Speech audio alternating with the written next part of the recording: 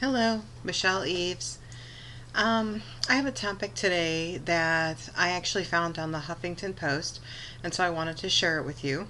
It's about how to have a happy marriage in a world of naysayers, and there's a lot of them out there. Um, First, about Mark and I, we got married over 20 years ago, and when we got married, he was a low man on the totem pole in a warehouse slash delivery driver, and um, and that's where he was. And so we spent a lot of time together. He didn't work overtime, so he got out at like 5, 6 o'clock at night, and we had all evening together, and it was great. But then he started climbing the corporate ladder and spent less and less time at home, to where the last 5, 6, 7 years ago, he became a director of operations and was gone for 60 to 80 hours a week, 6 to 7 days a week. Um, and I'm not exaggerating. He would leave for work. He would take the kids to school. It was the only time he would see them. He would take them to school in the morning, and then he would go to work. And most of the time, he didn't get home till midnight or 2 o'clock in the morning. And I'm a late night person, so I would be up, and I would see him for, if I was lucky, 5 minutes as he walked in the door and to the bedroom to go to bed. So our quality time, well, there was no quality time. And it wasn't for lack of trying. When he was home, we tried, but he was working on his laptop all the time. So even when he was home, he was working. So obviously our marriage suffered and our relationship suffered, and we grew apart. And to the point where last year we actually separated in the summertime. But last March he had lost his job and hadn't been able to find another one because of his salary in his previous position. He's overqualified. So he's been home with me for the last year. And I thought I would kill him being home with me, but I actually really, really got to enjoy it. And then we separated, and we worked on ourselves, and we worked on our marriage, and we got ourselves on a path together, and going in the same direction.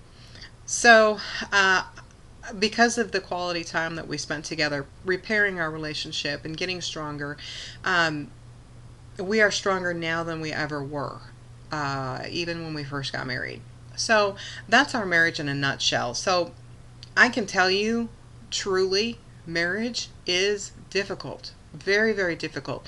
Especially if you have a demanding job, or your spouse has a demanding job, and you're left holding the bag with everything at the house, the kids, finances, everything. So it's very difficult. And so there's 10 little pointers here that I wanted to share. I thought they were really, really good. Some of them are kind of redundant, but I mean, I really like them, so I want to share them with you. Number one is accept that marriage takes effort if you want to do something well. Many good things in life take effort. There's very little things you'll ever find that doesn't take effort. And marriages are like the number one most effort, that you have to put the most effort into. Because you're two totally separate people who have to come together for the rest of their lives and go on the same path. And if one person veers off or the other person veers off, the effort is going to be less and less, and eventually that's why the divorce rates are so high. So marriage takes a lot of effort, and you have to make sure when you're marrying someone that you are wanting to put that effort towards that marriage. Number two, relationships just don't happen. You have to build your marriage from the ground up, and starting with friendship is a great way to do that. Starting with friendship, getting a stronger friendship, getting that closer bond together, talking about everything you want out of life, laying things out on the table. It builds relationships when you're honest with somebody and share your dreams with them. So building that relationship is a very big part of the foundation of a marriage. Number three, the best marriages are based on generosity.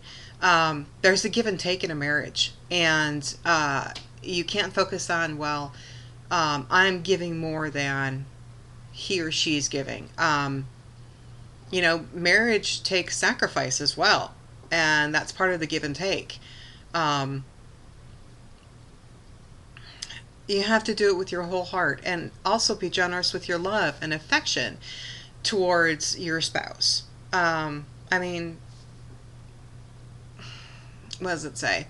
Love, affection, and not believing we need to have everything our way in order to be happy.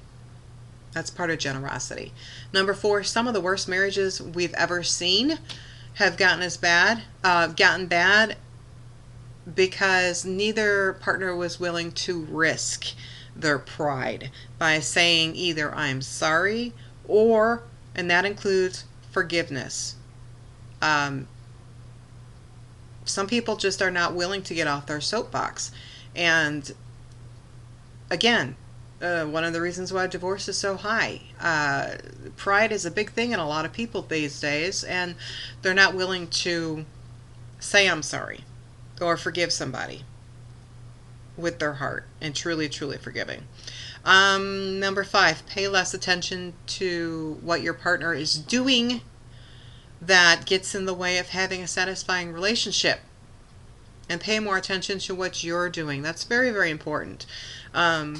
You can't focus on what he or she is or is not doing.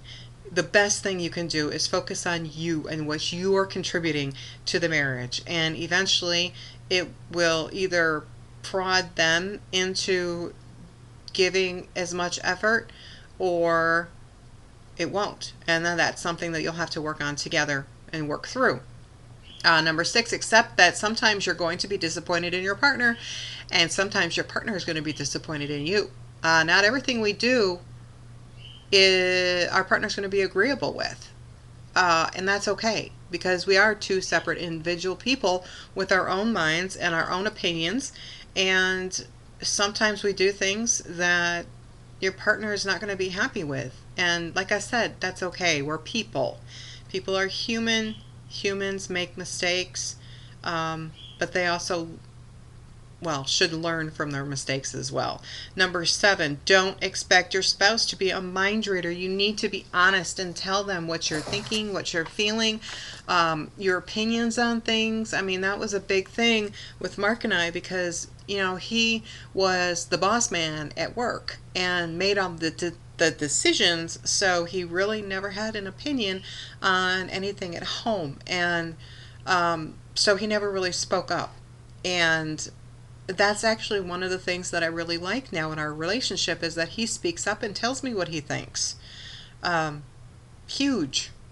Number 8, accept that your partner won't be thrilled about everything you do. Again, that goes back to they're going to be disappointed in you in ways, and sometimes you'll be disappointed in them. Relationships are about being a twosome, about being two separate people who want different things. Never be hurtful or inconsiderate, though. But there's some times that you have to act alone, and that's okay as well. Again, you're an individual person, and obviously not something really huge where your spouse should have a say in. But there are going to be times where you're going to have to act alone and maybe challenge the rules a little bit, and that's okay as well. Number 9, don't underestimate the importance of quality time. That goes back to the very beginning when I was talking about quality time and not having quality time with Mark, and it destroyed our relationship. So quality time is very, very important. Make sure you're there, that you show up, that you're fully engaged, and no cell phones.